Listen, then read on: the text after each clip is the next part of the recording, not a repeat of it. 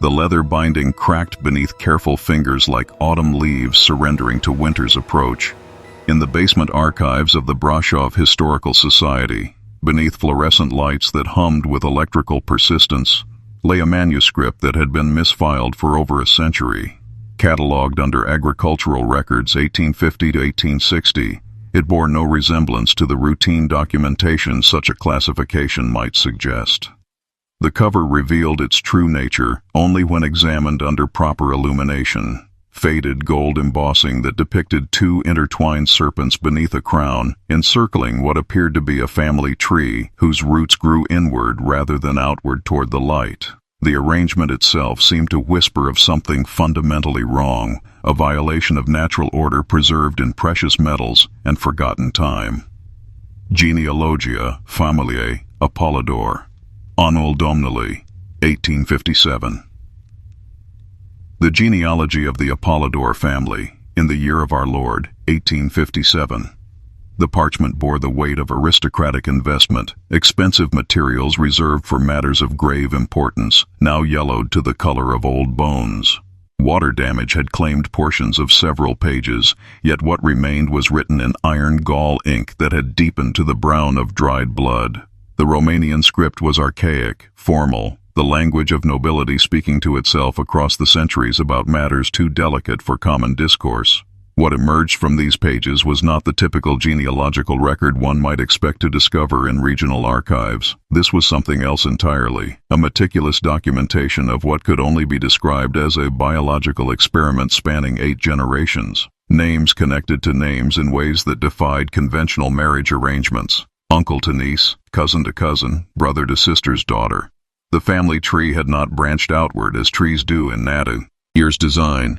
Instead, it had grown inward, feeding upon itself until the very structure had become something unrecognizable. The portraits scattered throughout the manuscript provided visual testimony to the consequences of such arrangements. Early generations displayed the refined features expected of Romanian aristocracy.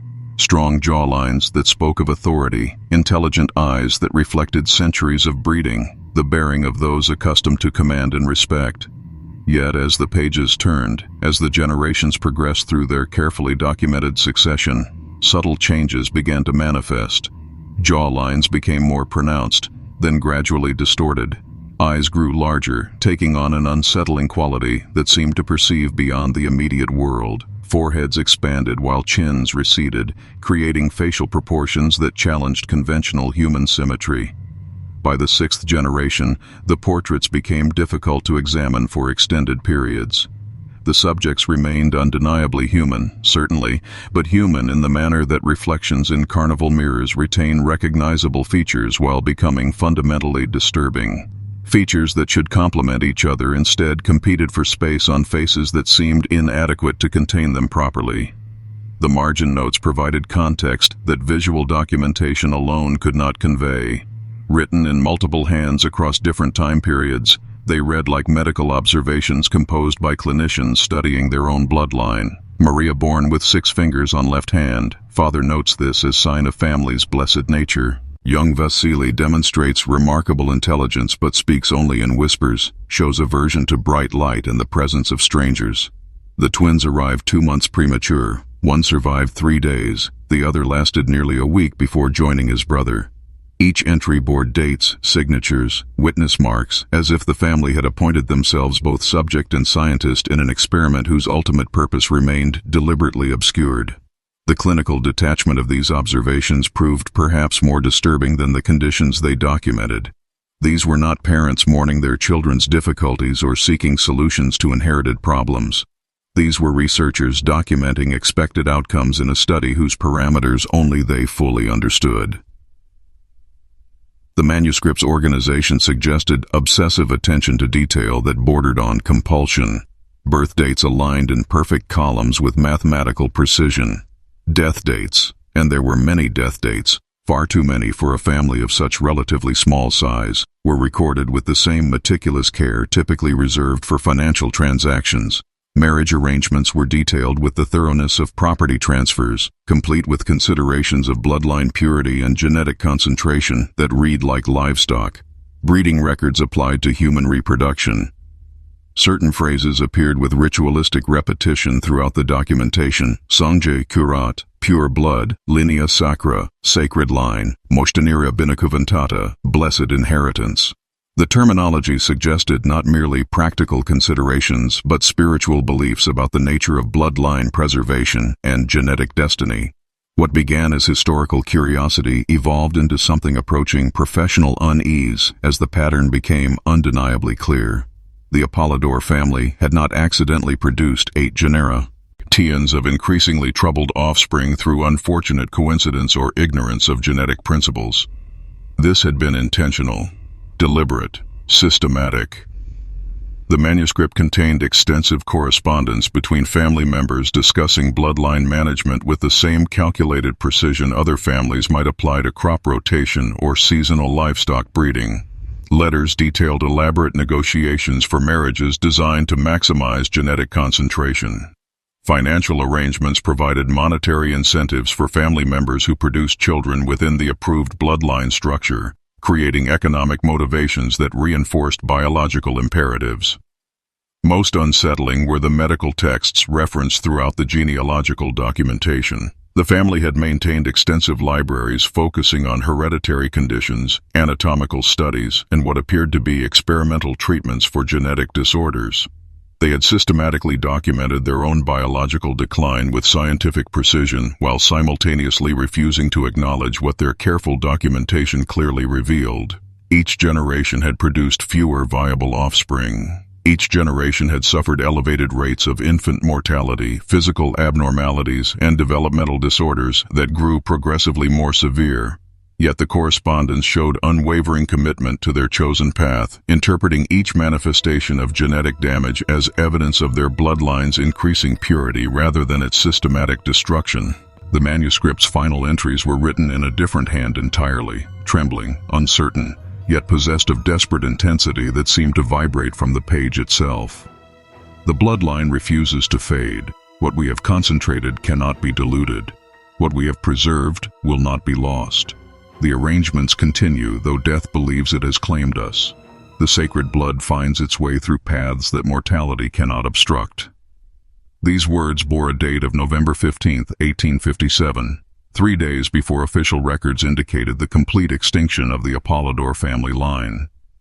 The question that emerged from this initial examination transcended mere historical curiosity about aristocratic eccentricity or the consequences of isolated breeding practices. The question was whether the family had truly been destroyed by their obsession with genetic purity, or whether their final claim, that the bloodline refused to fade, held implications more literal than metaphorical. The manuscript provided a foundation for investigation, but the answers it suggested demanded examination of evidence beyond what any single document could contain. The mountain road leading to the Apolodor estate has remained unattended since before living memory can provide reliable testimony. Local residents speak of maintenance efforts abandoned decades ago, though which decades and why the abandonment occurred varies according to who provides the account. The path winds through ancient oak groves where morning mist clings to bark scarred by lightning strikes and the patient erosion of countless seasons. Here, the Carpathian Mountains seem to fold inward upon themselves, creating pockets of perpetual shadow where sunlight struggles to penetrate even during the brightest midday hours. The villagers in Christian, the nearest settlement to the estate, discuss the property only when directly questioned, and in voices that barely rise above whispers, they refer to it as Casa Blestimata, the cursed house, though none can recall precisely when this designation originated or who first applied such terminology. Their reluctance extends beyond mere regional superstition. These are practical people, farmers and tradesmen whose families have worked this land for generations spanning centuries. Their concern carries the weight of inherited knowledge, information passed down through bloodlines that witnessed events they deliberately chose not to preserve in any written form. My great-grandmother maintained the household there, offered Elena Popescu, her weathered hands working worry beads with unconscious rhythm as she spoke from the relative security of her kitchen hearth. The family compensated generously, but the position required understanding. The children were kept on the upper floors, always the upper floors. She received explicit instructions never to look directly at them, never to discuss her observations with anyone beyond the estate boundaries. The money proved too substantial to refuse, but she would return home each evening and weep for reasons she could never adequately explain. The estate itself emerges from the surrounding forest like something conjured from Gothic imagination rather than practical architectural planning. 3 stories of dark stone rise against the mountainside, their windows reflecting nothing, even when direct sunlight strikes the glass surfaces. The architecture speaks of considerable wealth and ambitious design. Elaborate cornices carved with intricate detail, stone balustrades that required master craftsmen to execute, towers that served no apparent practical purpose beyond piercing the sky with their pointed accusations against heaven itself. Yet time and systematic neglect have transformed these grand architectural gestures into something that suggests malevolence rather than magnificence. Gargoyles that once served to ward off evil spirits now seem positioned to invite darkness closer to the threshold. The stone itself has darkened beyond what weather alone might accomplish, as if the building has absorbed something from the activities conducted within its walls. The main entrance stands beneath a stone arch carved with the same serpentine motif discovered in the manuscript. 2 intertwined serpents beneath a crown, their bodies forming a circle that contains rather than excludes. The heavy oak doors, reinforced with iron bands blackened by exposure and time, remain unlocked despite decades of abandonment. Whether this represents careless departure or deliberate invitation remains unclear, though the threshold itself feels significant, a boundary between the familiar world and something that operates according to different principles entirely. Inside, the house maintains a silence that exceeds mere emptiness. This is not the quiet of an unoccupied building, but rather the suffocating stillness of a tomb sealed against intrusion.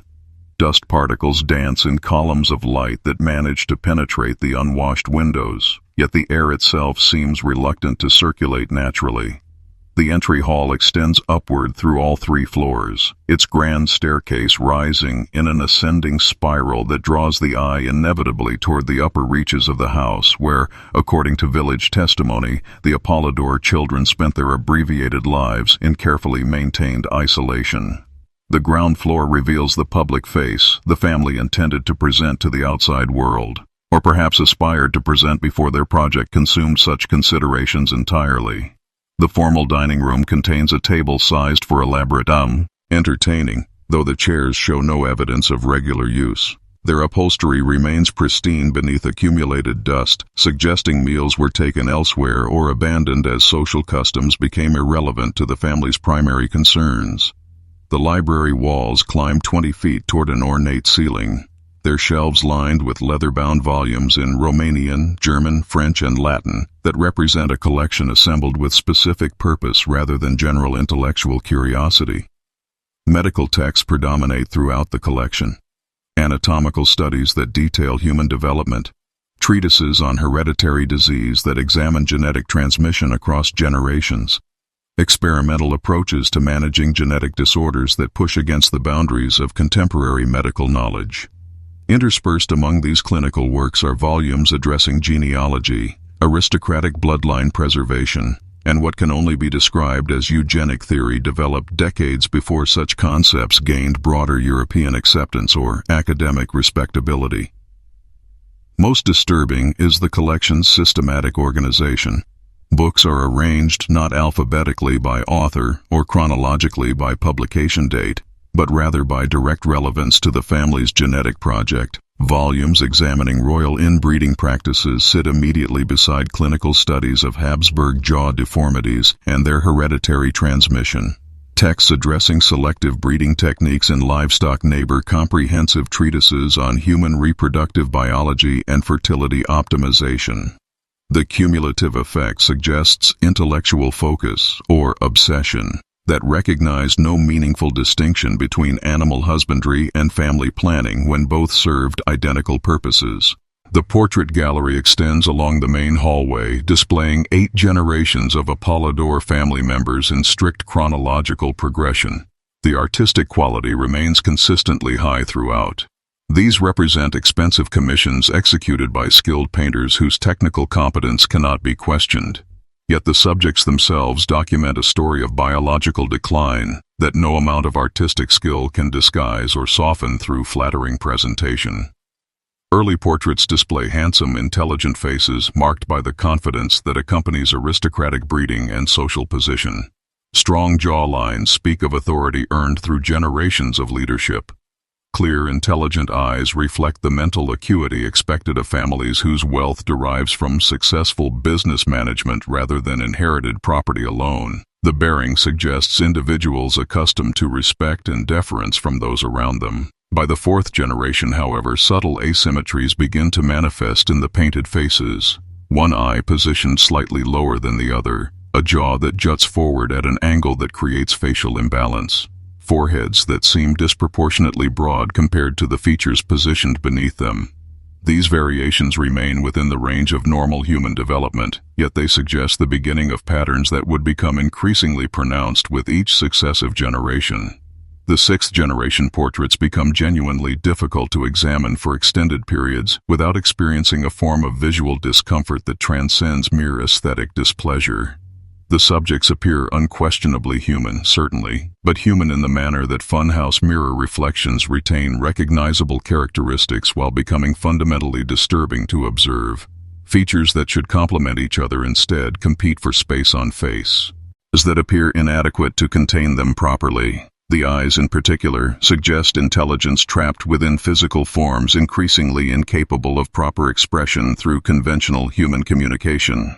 The final portraits, representing the seventh and eighth generations of the Apolodor bloodline, are displayed in a separate alcove positioned away from the main gallery, as if the family recognized that their nature required advance warning for unprepared observers. These faces challenge comfortable assumptions about the boundaries of human physical variation. Bone structure follows patterns that seem almost reptilian in their deviation from normal human development.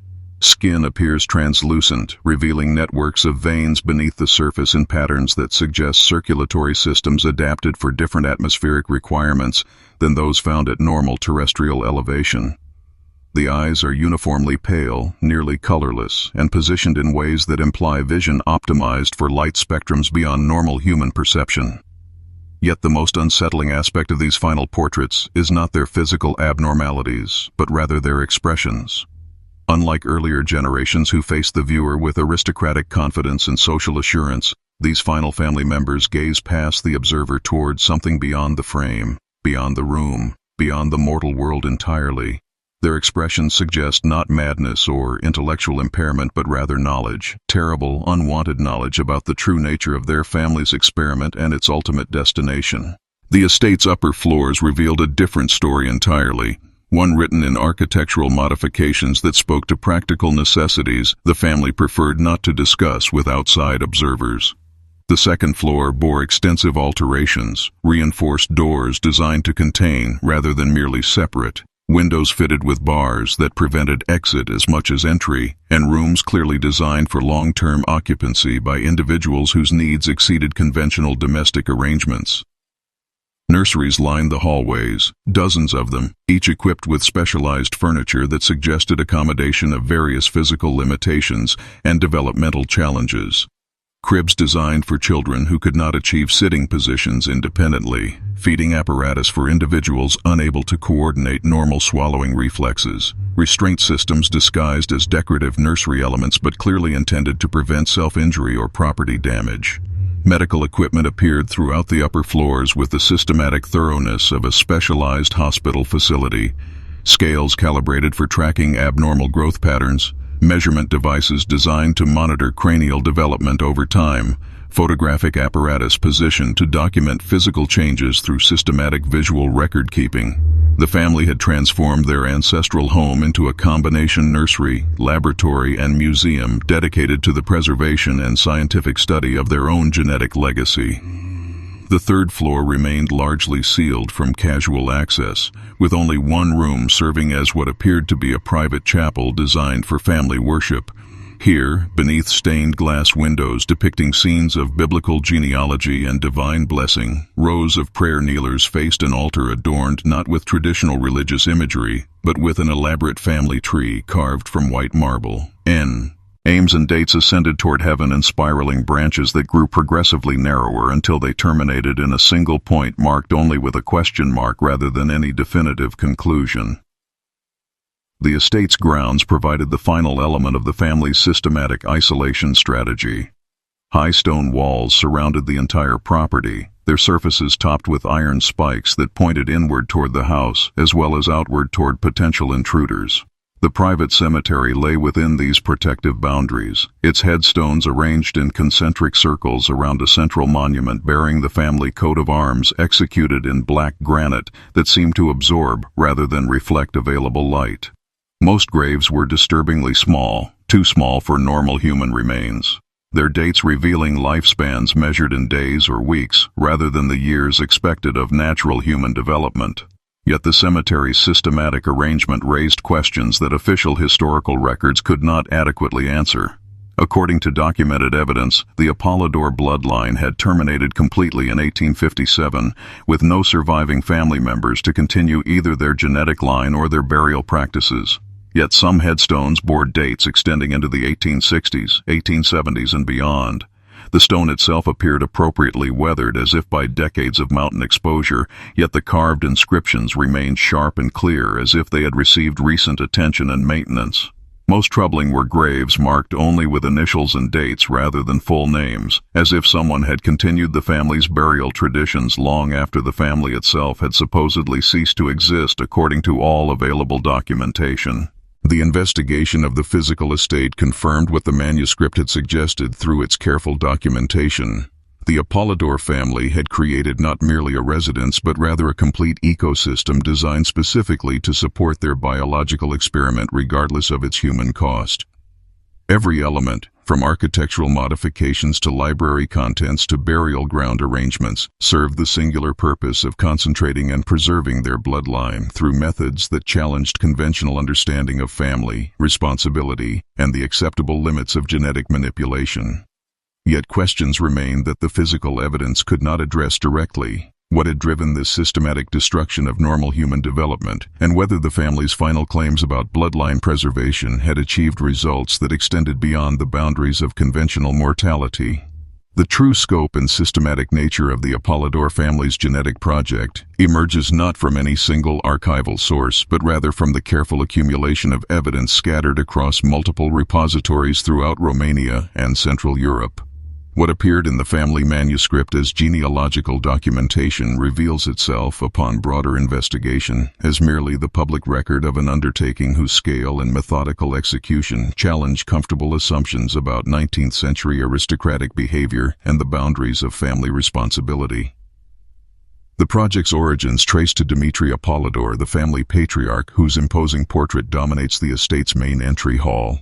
Historical records from the final decades of the 18th century describe him as a man of considerable wealth derived primarily from silver mining operations in the Carpathian Mountains, but also as an individual possessed of theories regarding bloodline preservation that exceeded Conventi's own aristocratic concerns about marriage alliances and inheritance laws. His extensive correspondence with other Romanian nobles, preserved in the National Archives in Bucharest, reveals intellectual development deeply influenced by Romantic nationalism and what can only be described as early eugenic philosophy, decades before such concepts gained broader European discussion.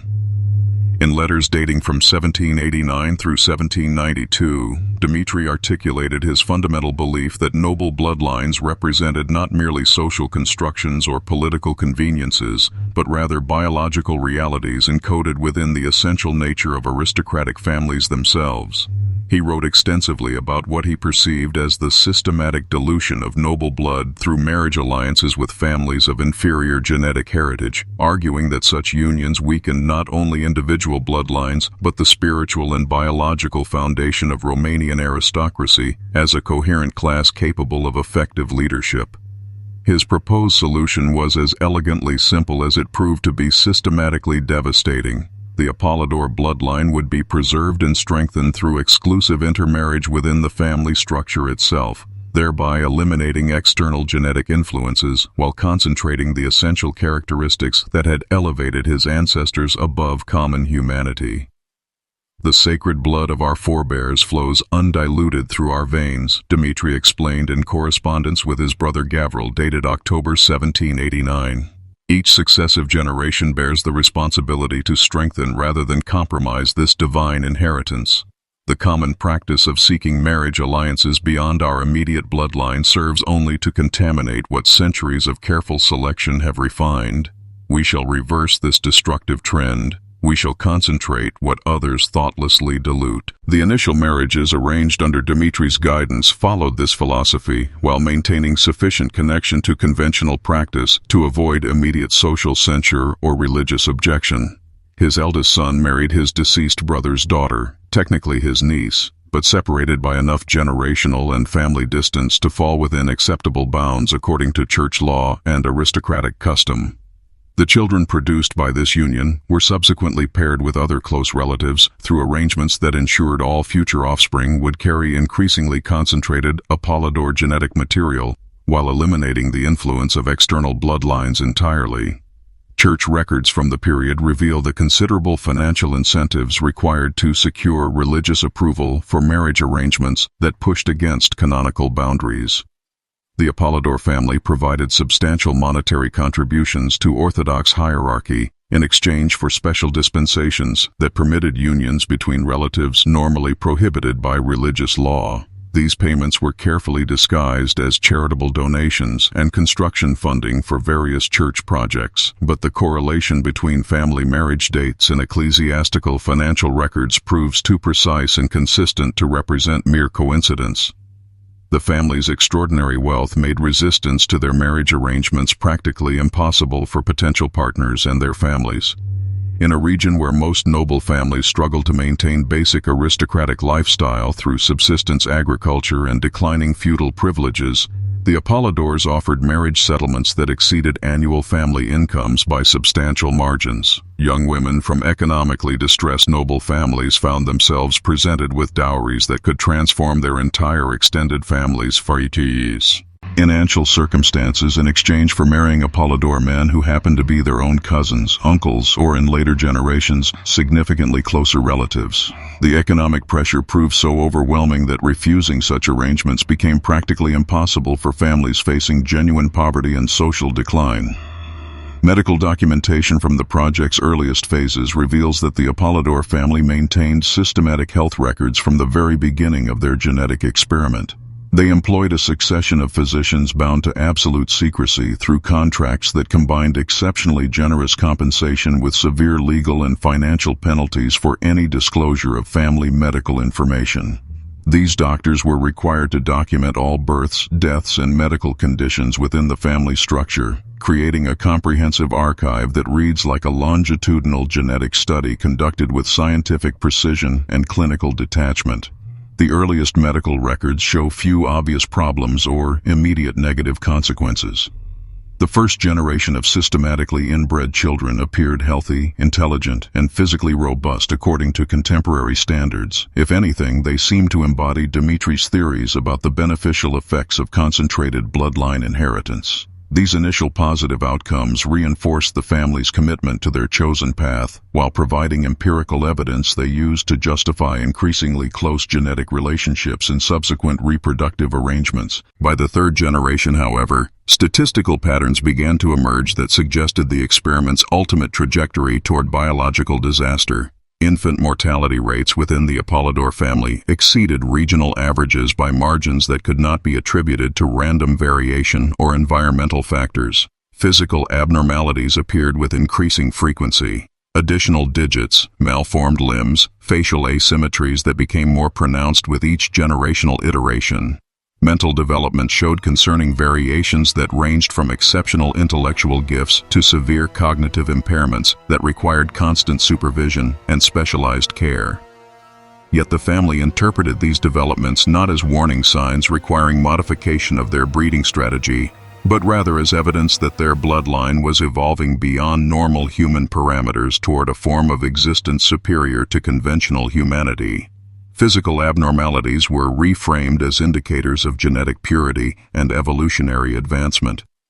Elevated infant mortality was understood as nature's method of ensuring that only the strongest and most genetically concentrated examples of Apolodor inheritance survived to reproductive maturity. Mental disturbances and behavioral abnormalities were characterized as evidence of supernatural sensitivity and mystical awareness rather than neurological damage or developmental disorders.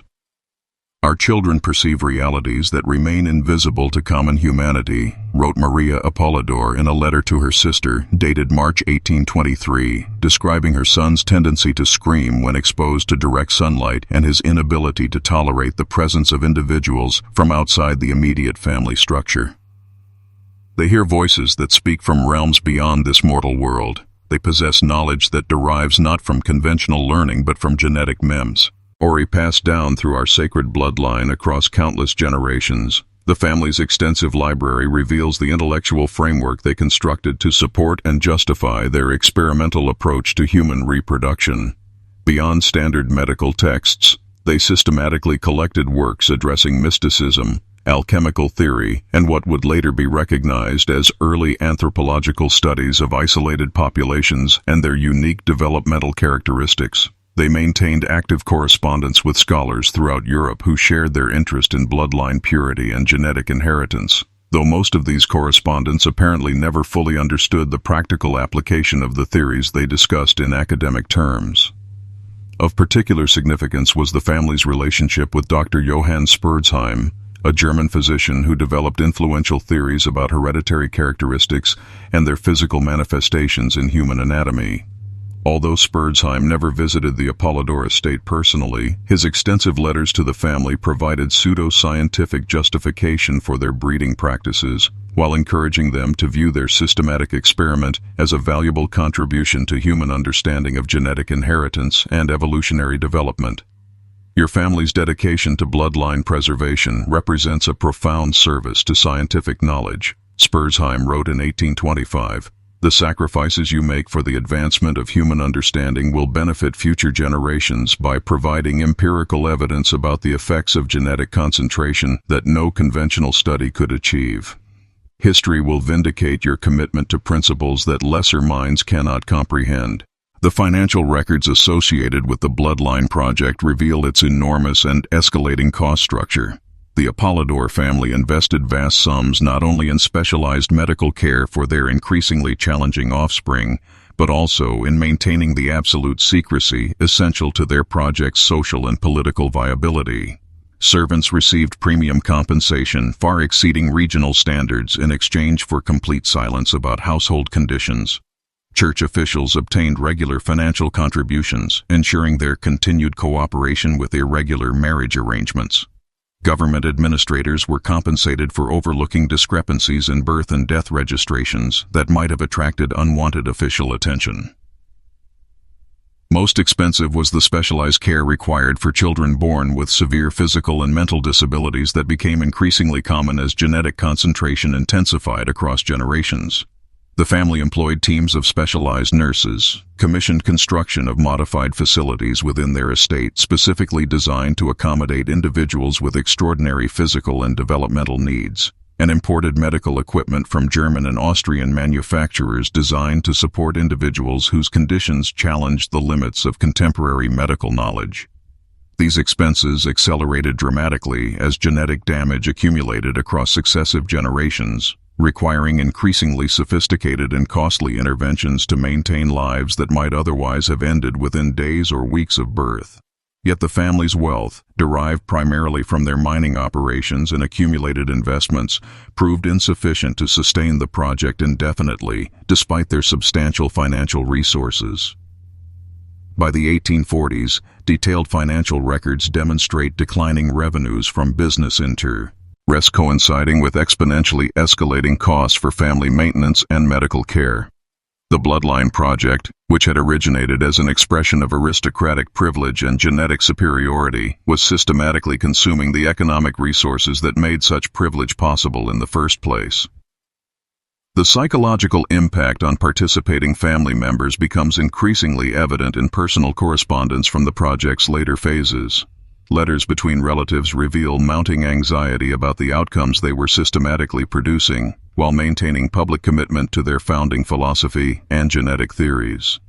Family members began privately questioning whether they were preserving something genuinely sacred or creating something fundamentally monstrous, yet they felt trapped by generations of investment in their chosen path and unable to abandon their creation without condemning existing children to certain death.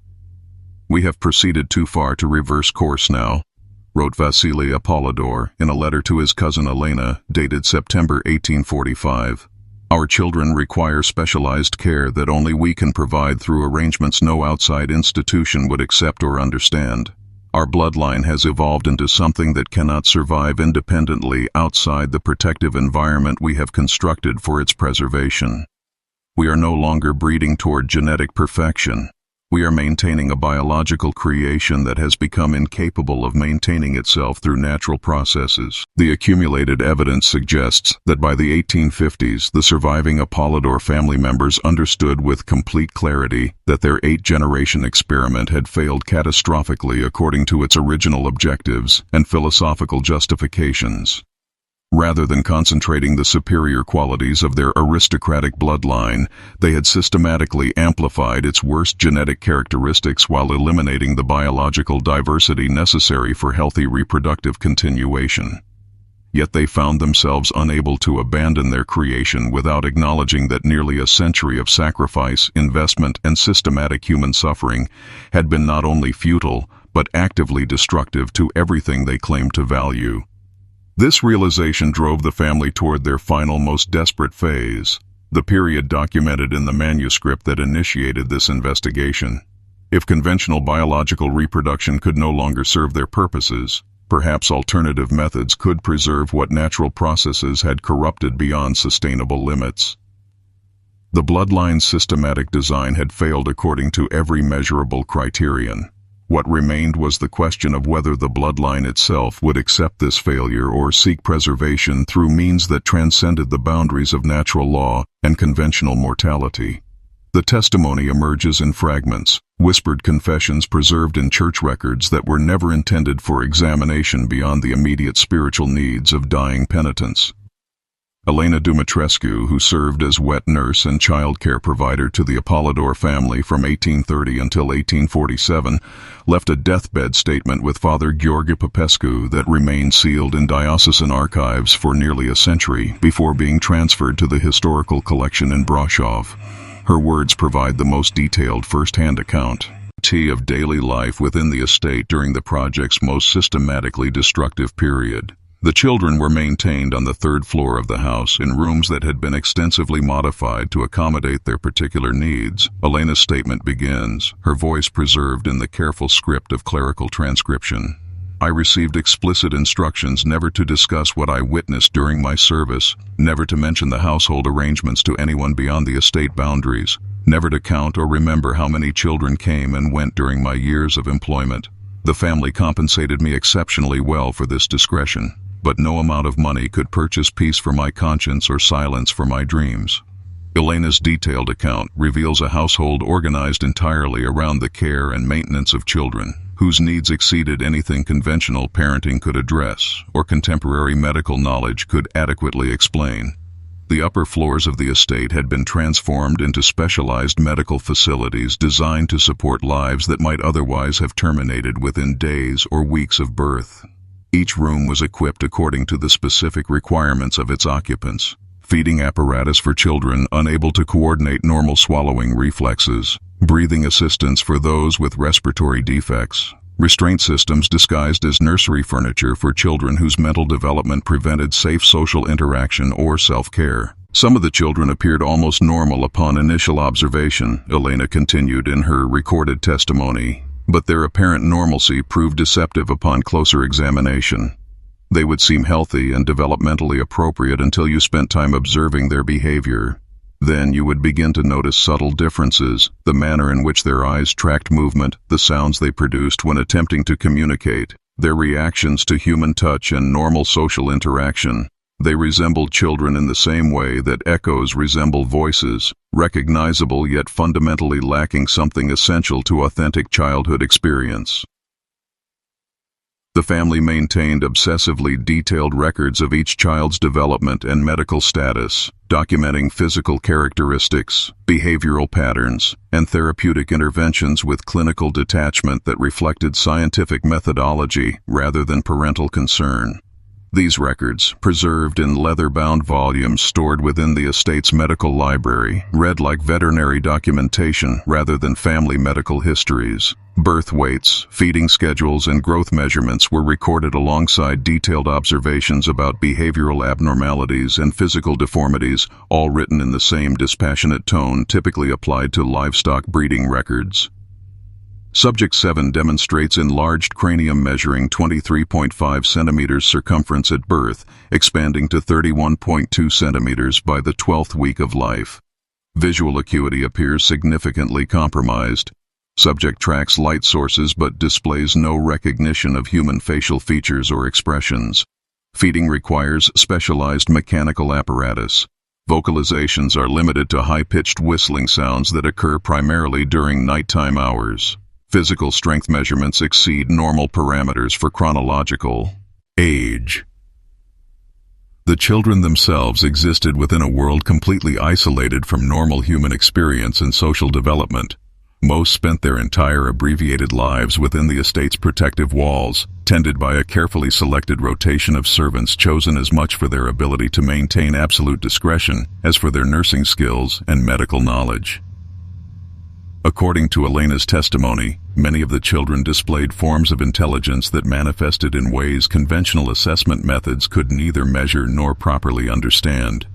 There was one child, I was specifically instructed never to use personal names, so I called him the observer in my own thoughts, who possessed no capacity for verbal communication, but seemed to comprehend everything occurring around him with remarkable clarity. His physical form was severely compromised, requiring constant assistance with all basic life functions. Yet his eyes held knowledge that seemed to extend far beyond his chronological age or educational experience. He would watch the daily activities of the household with intense concentration, and I often sensed that he understood the true nature of his family's genetic experiment more completely than the adults who had created and maintained it. The isolation imposed upon these children was nearly absolute in its scope and systematic enforcement. They were rarely moved between different floors of the house, never taken outside the estate boundaries under any circumstances, and maintained minimal contact with individuals beyond their immediate caretakers and medical staff. The family appeared to recognize intuitively that their offspring could not survive exposure to normal social environments or public scrutiny, yet they seemed unable or unwilling to acknowledge the implications of this recognition for their continued commitment to genetic experimentation. Medical documentation reveals the extraordinary measures and sophisticated interventions required to sustain many of these fragile lives beyond their natural biological limitations. The family imported specialized equipment from German and Austrian medical manufacturers, employed consulting physicians who traveled from as far as Vienna to provide expert care, and experimented with treatment protocols that pushed against the boundaries of contemporary surgical and therapeutic innovation. The financial costs associated with these interventions were enormous and continuously escalating, yet the family continued investing in increasingly complex medical support for children whose expected lifespans were measured in months rather than years or decades. The longest period any child survived was perhaps 5 years, Elena recalled with obvious difficulty. Most died within their first year of life, despite every possible medical intervention and therapeutic approach available. The family would commission elaborate funeral arrangements for each death, with custom-built coffins designed to accommodate unusual body structures and private burial ceremonies attended only by immediate family members and essential household staff. The private cemetery located within the estate grounds contains physical evidence of this systematic tragedy repeated across multiple generations. Headstones mark dozens of graves containing children's remains, their inscribed dates revealing lifespans that rarely exceeded 24 months. The burial arrangements themselves reflect the family's continued investment in dignity and respect for offspring, whose lives had challenged conventional understanding of human development and biological viability. Yet perhaps most disturbing were Elena's observations regarding the minority of children who managed to survive beyond early infancy into something approximating childhood development. Those few who lived longer than 2 years became something that transcended merely being disabled or developmentally delayed. They manifested behaviors, preferences, and physiological responses that seemed to belong to an entirely different species, rather than representing variations within normal human parameters. They demonstrated preferences for darkness over light, silence over sound, cold temperatures over warmth. They appeared most comfortable and responsive under environmental conditions that would cause distress or harm to typical children. I began to question whether the family's systematic breeding practices had produced not simply damaged humans, but rather creatures specifically adapted for existence in environments where ordinary humans were not intended to survive. The psychological impact on family members responsible for the daily care and medical management of these children becomes increasingly evident in personal correspondence preserved from this period. Letters between relatives reveal growing emotional detachment as a necessary survival mechanism for coping with the daily reality of their household arrangements. Parents began referring to their offspring using numerical designations rather than personal names, medical classifications rather than familial relationships, scientific terminology rather than expressions of parental affection or concern. "We have ceased to consider them as children in any conventional sense," wrote Ileana Apolodor in a letter to her cousin Maria, dated August 1843. "They represent the physical manifestations of our bloodline's systematic concentration, the living evidence of our genetic work across multiple generations. We tend to their needs as one would care for any valuable creation that requires specialized maintenance and protection. Emotional attachment serves no useful scientific purpose and interferes with the clinical objectivity their welfare demands for optimal outcomes." This deliberate clinical detachment appears to have been psychologically necessary for the family's continued functioning, yet it simultaneously enabled the continuation of practices that normal parental instincts would have terminated immediately upon recognizing their consequences. By systematically reframing their children's suffering as scientific data contributing to human knowledge, the family could justify maintaining their breeding program despite increasingly obvious evidence of its destructive impact on human life and development. The medical staff employed by the family during this period left their own documentation that provides additional perspective on the household's systematic management of genetic catastrophe. Dr. Wilhelm Krauss, a German physician who served the family from 1840 to 1846, maintained detailed case notes that reveal the clinical reality behind the family's scientific pretensions. The Apolodor children present conditions that challenge fundamental assumptions about the compatibility of human genetic material within closely related bloodlines. Physical deformities increase in severity with each generational iteration, suggesting systematic amplification of recessive genetic factors that would normally be suppressed through outcrossing with genetically diverse populations. Mental development follows patterns that cannot be adequately described using conventional diagnostic categories. These are not merely disabled children requiring specialized care. They represent biological experiments that have produced results extending beyond the boundaries of human developmental variation. Dr. Krauss's final report, submitted upon termination of his employment, provides perhaps the most objective assessment of the family's situation during this critical period.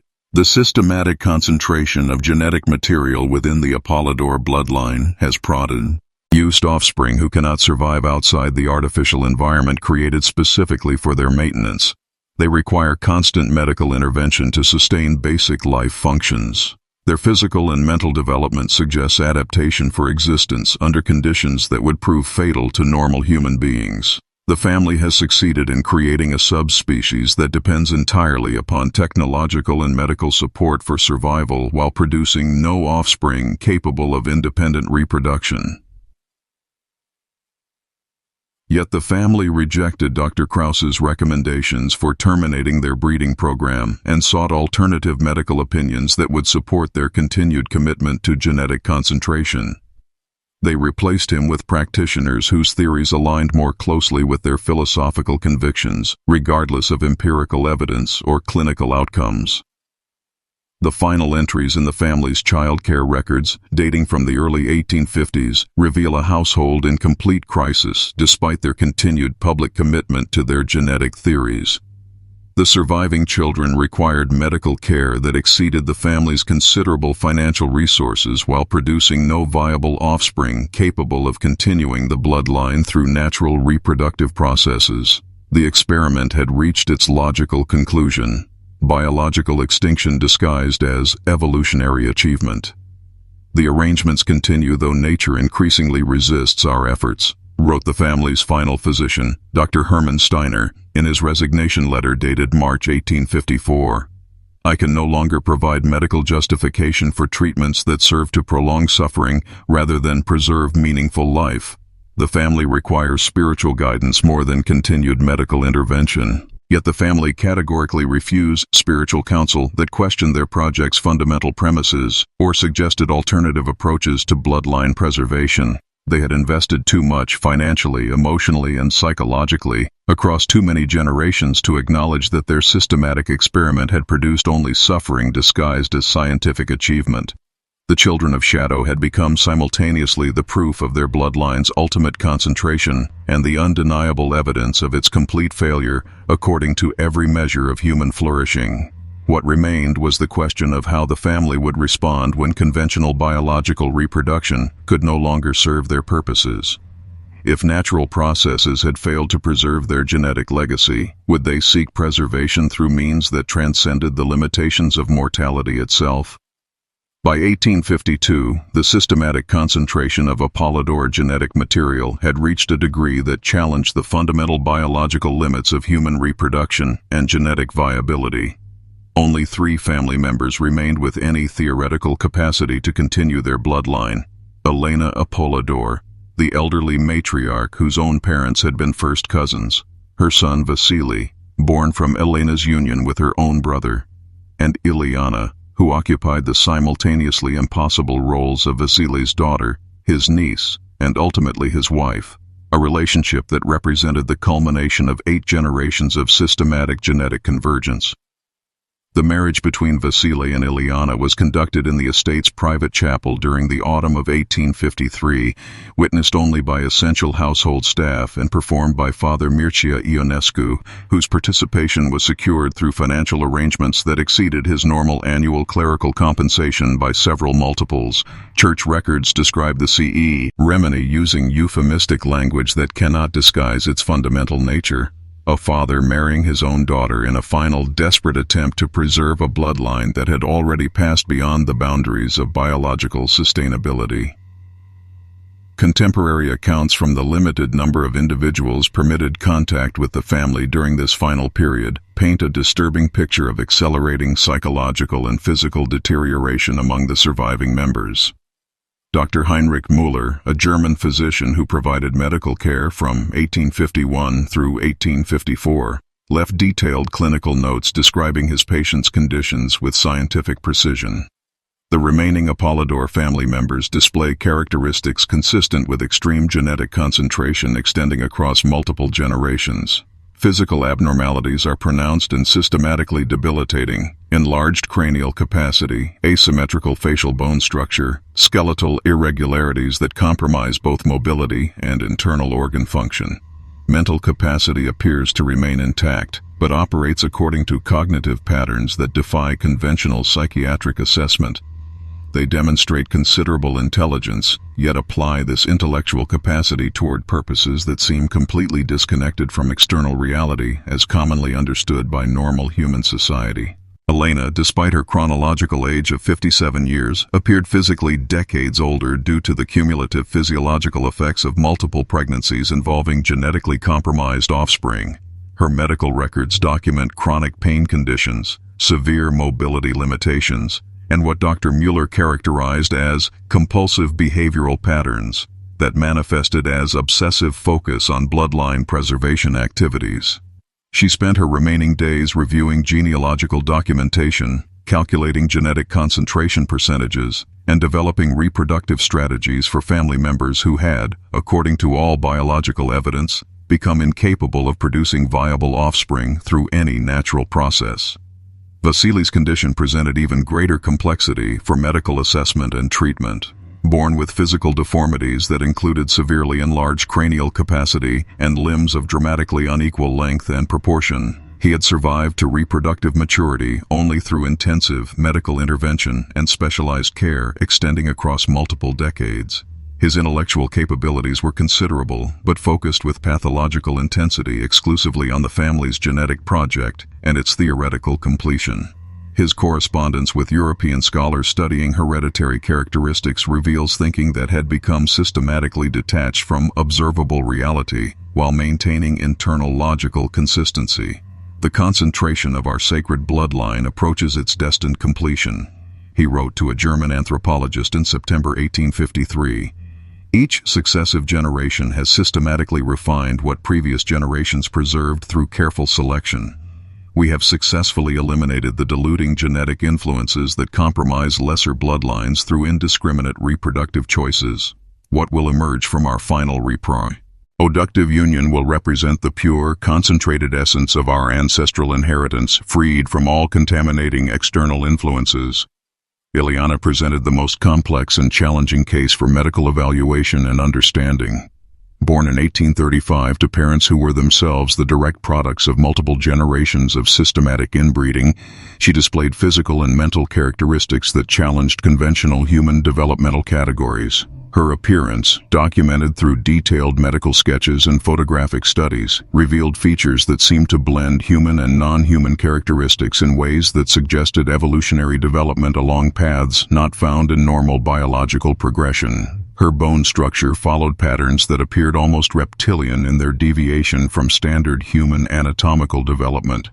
Her skin possessed an unusual translucent quality that revealed underlying vascular networks in configurations not typical of normal human circulatory systems. Her eyes were disproportionately large, nearly colorless, and positioned in ways that implied visual capabilities adapted for light spectrums beyond normal human perception ranges. Yet Ileana's intellectual development exceeded that of her surviving relatives by considerable margins. She had independently acquired literacy in multiple European languages, demonstrated mathematical capabilities that impressed consulting scholars, and displayed artistic talents that manifested in drawings and sculptures of disturbing beauty. Her creative works, preserved in the estate's storage chambers, depicted forms and figures that seemed to blend human anatomical features with characteristics drawn from species that existed beyond current biological classification. The union between Vasily and Ileana produced a single offspring, Alexandru, born in February 1857 following a pregnancy that required continuous medical supervision and intervention. The birth itself proved traumatic for both mother and child, necessitating surgical procedures that Dr. Muller described as extraordinary measures required by anatomical complications unprecedented in my professional experience and beyond the scope of contemporary medical literature. Alexandru's arrival marked simultaneously the theoretical culmination of the family's 8-generation genetic project and the undeniable proof of its complete biological failure. The infant was born with deformities so severe that even the family's systematically maintained medical documentation struggles to describe them using conventional clinical terminology. Dr. Muller's surviving notes, written in his characteristically precise German script, read like a catalog of biological impossibilities. The infant displays cranial development that suggests adaptation for atmospheric conditions substantially different from normal terrestrial requirements. Limb formation follows structural patterns that appear designed for locomotion methods incompatible with standard terrestrial gravitational conditions. Visual organs exceed human developmental parameters by significant margins and demonstrate responsiveness to light wavelengths outside normal human perception capabilities. Respiratory system requires constant artificial assistance for basic survival.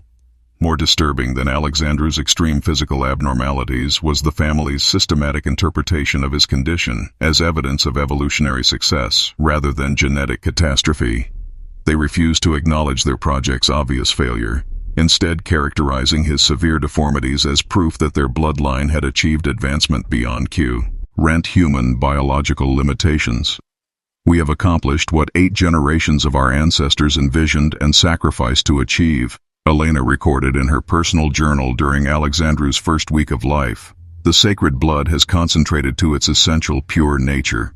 What appears abnormal to conventional understanding represents evolutionary advancement beyond current human developmental parameters. Our child embodies our bloodline's ultimate destiny and genetic perfection. This interpretation required increasingly elaborate psychological rationalization as Alexandru's condition deteriorated rapidly. The infant could not survive without constant mechanical life support. His physiological responses to external stimuli suggested neurological development that bore no relationship to normal human patterns. His physical growth followed trajectories that seemed to violate fundamental biological principles. Yet the family maintained absolute conviction that these characteristics demonstrated their success rather than their catastrophic failure. The household during Alexandru's brief existence became something resembling a medical research facility operated by individuals whose scientific objectivity had been completely compromised by generations of psychological investment in theories that observable reality had thoroughly disproved. Elena, Vasile, and Ileana maintained continuous shifts monitoring their child's vital signs, documenting his responses to various stimuli, and attempting therapeutic interventions based on medical theories that existed nowhere outside their own systematically distorted imagination. Dr. Mueller's final medical report, submitted when he terminated his relationship with the family in June 1857, provides the most objective clinical assessment of their ultimate situation. The Apolodor family has succeeded in concentrating their genetic inheritance to a degree that precludes any possibility of continued natural reproduction. Their final offspring cannot survive without continuous mechanical intervention, cannot achieve independent biological function, and displays developmental characteristics that suggest genetic damage extending beyond the corrective capacity of any known medical intervention. The family's 8-generation breeding experiment has reached its inevitable conclusion. Complete biological extinction disguised as evolutionary achievement. Yet the family rejected Dr. Mueller's clinical assessment and dismissed his medical services, choosing instead to continue their work without outside professional oversight or reality-based medical intervention. The remaining months of 1857 witnessed their increasingly desperate attempts to preserve their genetic creation through methods that extended far beyond conventional medical practice. They imported experimental equipment from German manufacturers that promised miraculous therapeutic outcomes. They consulted with alternative practitioners whose methods incorporated mystical theories alongside medical procedures. They began exploring what they euphemistically termed enhanced preservation techniques, designed to maintain their bloodline's essential characteristics through means that transcended the limitations of normal biological processes. Alexandru survived only 7 months, his death in September 1857 marking the apparent termination of the Apolodor genetic lineage, according to all conventional biological measures. Yet the family's response to this loss revealed the complete extent to which their rational faculties had been consumed by their genetic obsession. Rather than accepting the natural conclusion of their systematic experiment, they began immediate preparations for what they believed would represent the next evolutionary phase of their bloodline's development, a phase that would transcend conventional biological reproduction entirely through methods that challenged the boundaries between scientific experimentation and supernatural intervention. The biological failure of their 8-generation project had been complete and undeniable. What remained to be determined was whether the family would accept this failure or seek alternative methods of preserving their concentrated bloodline through means that extended beyond the natural world into realms where genetic inheritance might continue despite the complete breakdown of normal reproductive processes. The manuscript that initially drew scholarly attention to the Apolodor family contains within its final pages documentation that challenges conventional historical analysis and rational interpretation. Written in Ileana's distinctive handwriting during the weeks immediately following Alexandru's death in September 1857, these entries provide a record of the family's descent into practices that systematically blur the boundaries between scientific experimentation and supernatural delusion.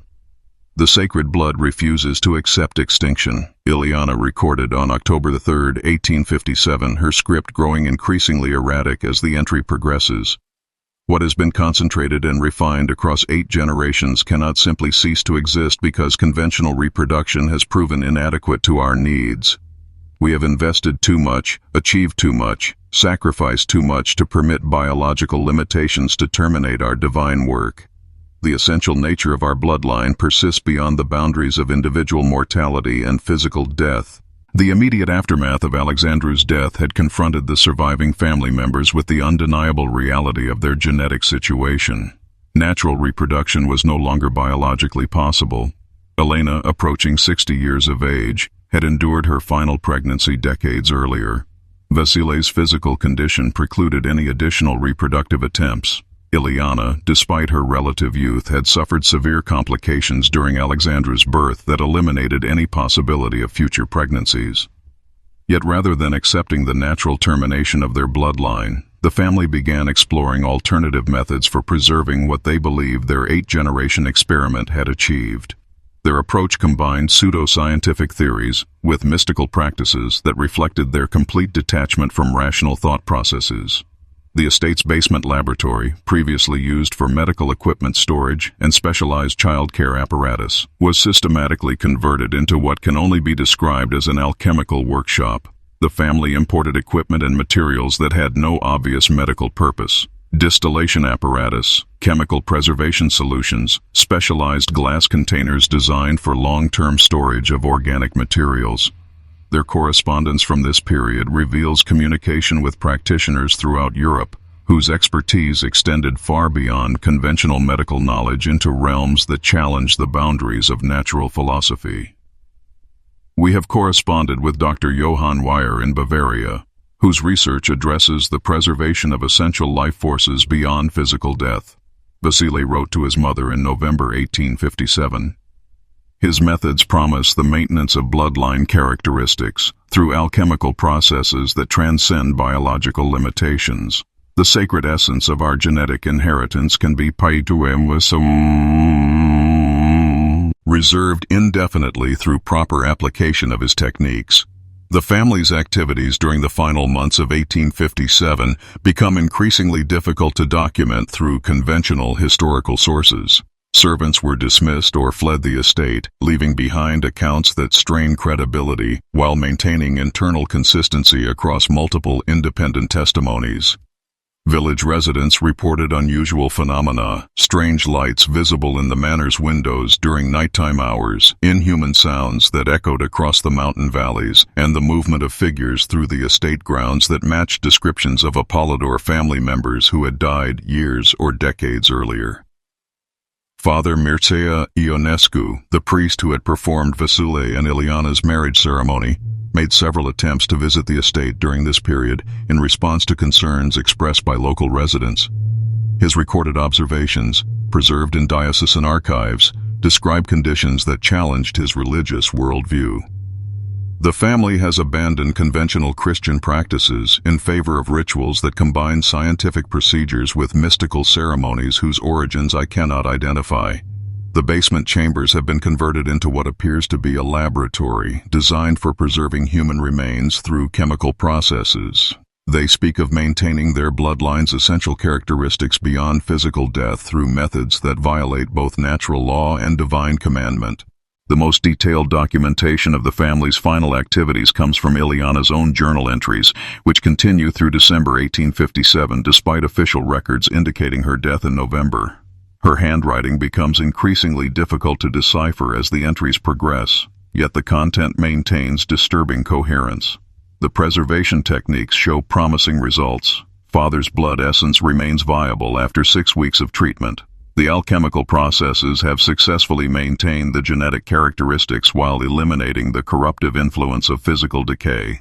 We have achieved what conventional medicine declared impossible, the separation of bloodline essence from mortal limitations. Archaeological evidence discovered during recent restoration work at the estate supports elements of these otherwise incredible accounts. The basement chambers contain remnants of sophisticated chemical apparatus, glass containers with residue that resists conventional analysis, and structural modifications that suggest systematic attempts to create controlled environmental conditions for unknown purposes. Most disturbing is the discovery of multiple burial sites throughout the estate grounds that appear to have been repeatedly excavated and reinterred over extended time periods. Forensic analysis reveals evidence of systematic disturbance extending decades beyond the family's official extinction, suggesting continued activity at the site long after conventional historical records indicate all family members had died. Local folklore from the period describes villagers observing figures moving through the estate's grounds during nighttime hours, figures that resembled deceased Apolodor family members in general appearance, yet displayed characteristics that suggested something fundamentally different from normal human beings. These accounts describe movements that seemed to defy gravitational constraints, forms that appeared solid yet cast no shadows in moonlight, and sounds that resembled human speech yet conveyed meanings that human language could not properly express. "They walk among the graves at night," reported George Christea, a local farmer whose property bordered the estate, in testimony given to church authorities in 1863. "But they walk wrong, too fast, too smooth, like they are floating just above the ground instead of stepping on it. And their voices, when you hear them calling to each other, sound like they are speaking words that were never meant for human mouths to say." The family's correspondence with European practitioners of alternative medicine and mystical philosophy reveals a network of individuals engaged in experimental approaches that challenged conventional understanding of life, death, and genetic inheritance. Letters from this period discuss theoretical frameworks for preserving essential human characteristics beyond biological death through processes that combine chemical preservation with mystical energy manipulation. Dr. Paracelsus von Hohenheim, a Swiss practitioner whose theories influenced the family's final experiments, wrote extensively about the possibility of maintaining life essence indefinitely through proper application of alchemical principles. The sacred blood carries within itself the complete genetic memory of ancestral achievement. Through proper distillation and preservation, this essential nature can be maintained beyond the limitations of mortal flesh. The concentrated bloodline becomes an eternal repository of inherited characteristics that transcends individual death and achieves true immortality. These theories provided intellectual justification for practices that conventional religious and scientific authority condemned as violations of natural law. Yet the Apolodor family embraced such approaches as the logical extension of their 8-generation genetic project, the final phase of bloodline concentration that would achieve their ultimate goal of preserving their ancestral inheritance in pure, undiluted form.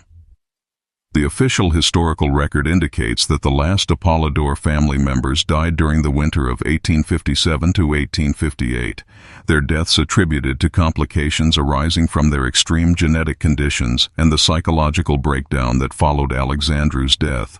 Yet evidence suggests that their understanding of death differed significantly from conventional biological and religious definitions. Ileana's final journal entry, dated December 31, 1857, provides her own perspective on their family's situation. "We have succeeded where others failed because we understood that bloodline preservation extends beyond the maintenance of individual lives. The sacred essence of our genetic inheritance now exists independently of mortal limitations. We have achieved true immortality, not of the flesh, which was always temporary and corruptible, but of the blood itself, which carries the eternal characteristics of our ancestral legacy. The arrangements will continue indefinitely because the bloodline has learned to refuse extinction through methods that transcend natural processes." Whether these claims represent the final delusions of minds destroyed by generational trauma or evidence of achievements that challenge conventional understanding of genetic inheritance and human mortality remains an open question that subsequent investigation would be required to resolve. What can be documented with certainty is that the Apolodor family's belief in their bloodline, his refusal to fade, influenced their final actions in ways that extended their story beyond the conventional boundaries of historical record and into realms where documentation becomes increasingly difficult to verify through standard academic methods. The investigation of the Apolodor legacy's persistence extends beyond the family's apparent extinction in 1857. Revealing evidence that their influence continued to manifest in ways that challenge comfortable assumptions about the relationship between genetics, mortality, and the transmission of inherited characteristics across generations. Local birth records from subsequent decades document unexplained instances of severe genetic abnormalities among villagers with no known family history of such conditions, suggesting the possibility that their concentrated bloodline discovered methods of continuation that transcended conventional reproductive processes. The statistical evidence proves particularly disturbing when subjected to systematic analysis.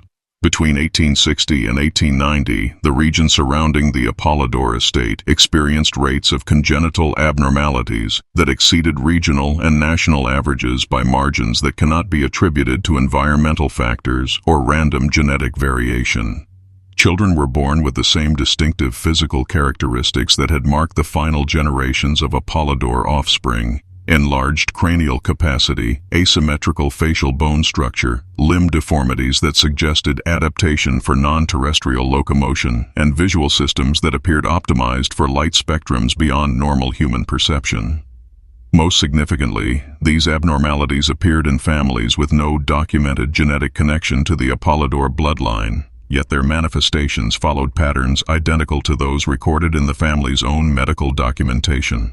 Dr. Stefan Popescu, who served as regional physician from 1865 to 1895, maintained detailed records of these cases that reveal their systematic nature. The affected children display characteristics that precisely mirror those documented in historical accounts of the Apolodor genetic experiment.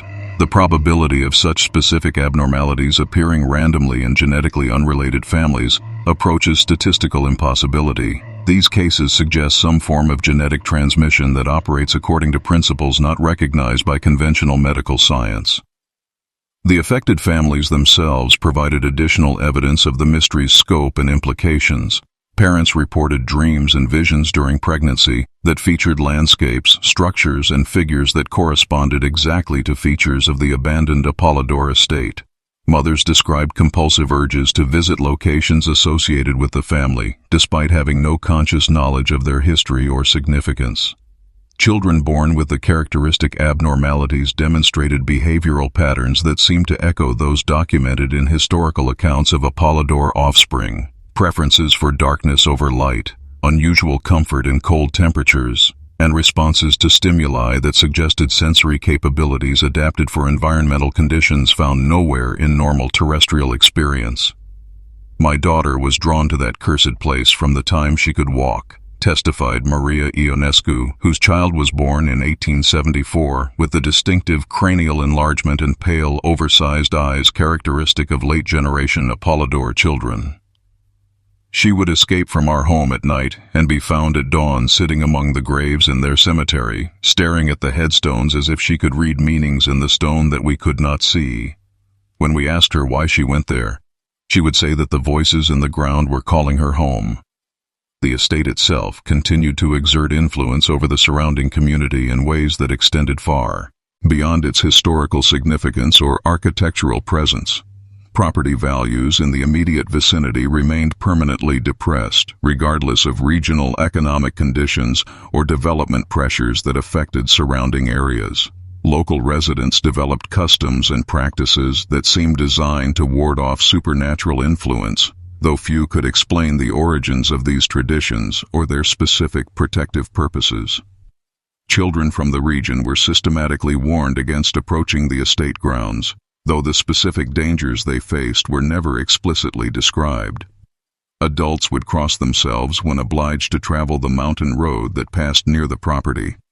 Livestock refused to graze on land adjacent to the estate boundaries, even when surrounding areas provided abundant forage.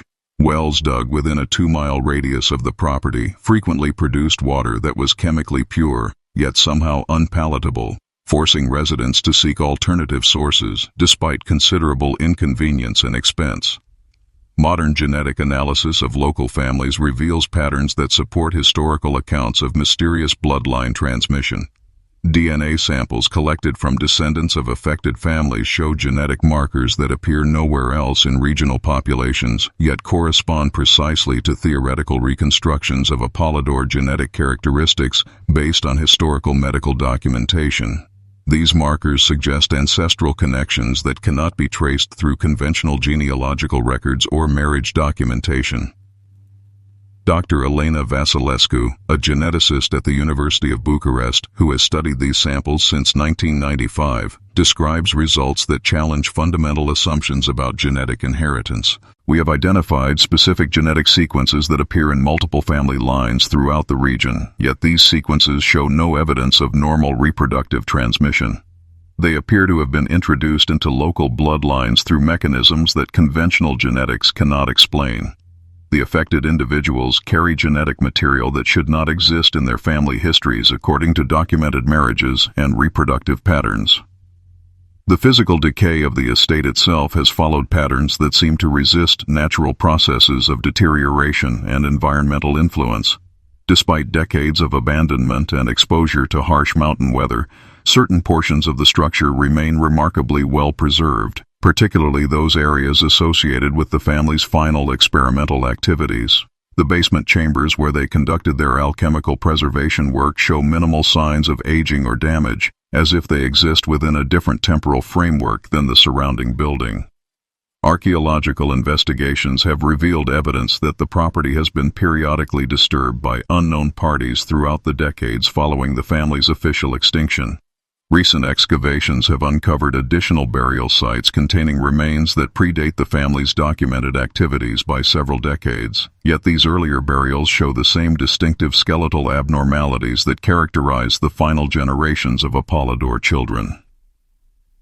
Carbon dating of these remains produces results that seem to violate the linear progression of time itself. Some skeletal material returns dates that place it decades before the family's recorded arrival in the region, yet the bone structure matches exactly the documented characteristics of their final offspring.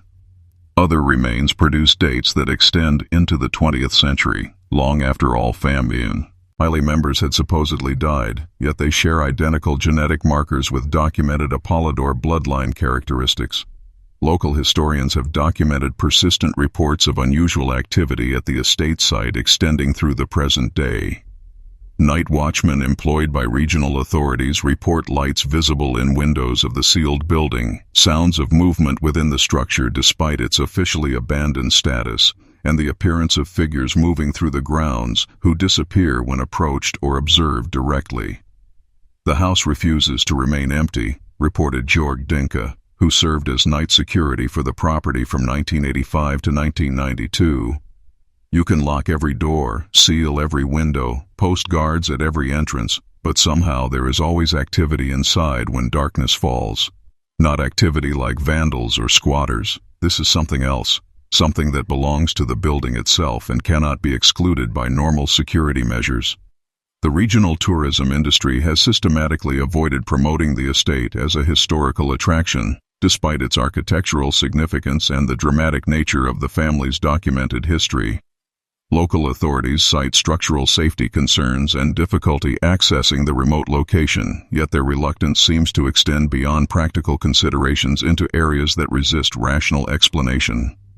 Municipal records show repeated attempts by outside developers to purchase the property for restoration and commercial development, yet these efforts invariably fail during the preliminary planning stages. Prospective buyers report disturbing dreams, unexplained health problems, and the gradual development of compulsive behaviors that interfere with their daily lives. Construction crews hired for initial site surveys frequently abandon their work without completing contractual obligations, citing atmosphere conditions that affect equipment operation and worker productivity in ways that cannot be scientifically measured or rationally explained. The accumulated evidence suggests that the Apolodor family's 8-generation experiment in genetic concentration achieved results that extended beyond the boundaries of conventional biology and mortality. Their concentrated bloodline appears to have developed characteristics that enable its persistence through methods that transcend normal reproductive processes, environmental limitations, and the temporal boundaries that constrain ordinary human existence. Whether this persistence represents the fulfillment of their original objectives or the manifestation of consequences they never anticipated remains a question that challenges both scientific investigation and rational understanding. What can be documented with certainty is that their legacy continues to influence the region in ways that cannot be fully explained through conventional historical analysis or genetic science. The bloodline's refusal to fade appears to have been more than mere delusion or desperate hope. It may have represented an accurate assessment of what their systematic concentration had achieved, the creation of genetic material that operates according to principles unknown to conventional biology and exists within temporal frameworks that extend beyond normal human experience. The stones themselves seem to remember what human records have failed to preserve, echoing with influence that bridges the gap between documented history and mysteries that resist rational investigation while maintaining their undeniable impact on successive generations of those who encounter their persistent legacy.